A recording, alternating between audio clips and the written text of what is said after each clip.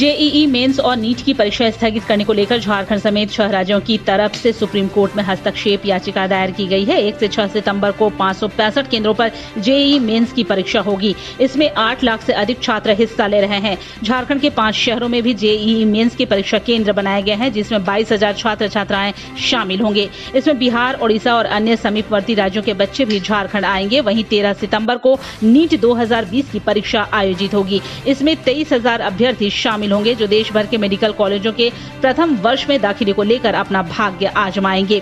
झारखंड की तरफ से वित्त मंत्री रामेश्वर उरांव ने याचिका दायर की है।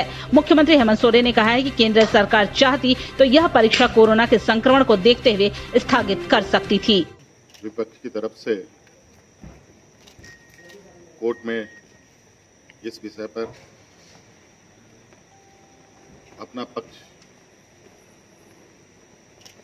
रखा है।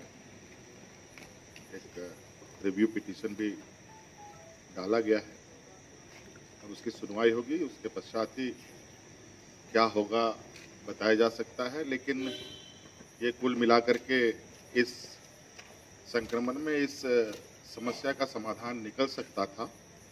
बहुत हड़बड़ी करने की आवश्यकता नहीं थी। समय थोड़ा ले करके एग्ज़ाम लिया जाए। हो सकता है इसके बीच में जिस तरीके से इस संक्रमण से निजात पाने के लिए दवाइयों की खोज हो रही है, वैक्सीन की ट्रायलें चल रही हैं, अगर हफ्ता 10 दिन महीने भर में चीज़ें वो सक्सेसफुल होता है तो फिर हो सकता है कि आने वाला समय में हम बच्चों को सुरक्षित तरीके से एग्ज़ाम दिला पाएंगे।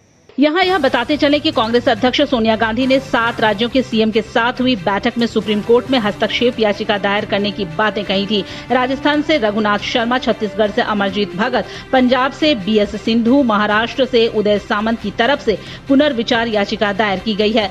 सुप्रीम कोर्ट ने 17 अगस्त को मामले पर सुनवाई करने से इनकार कर दिया था।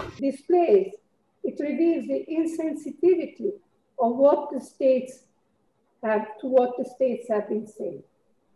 There are other problems of students and examinations.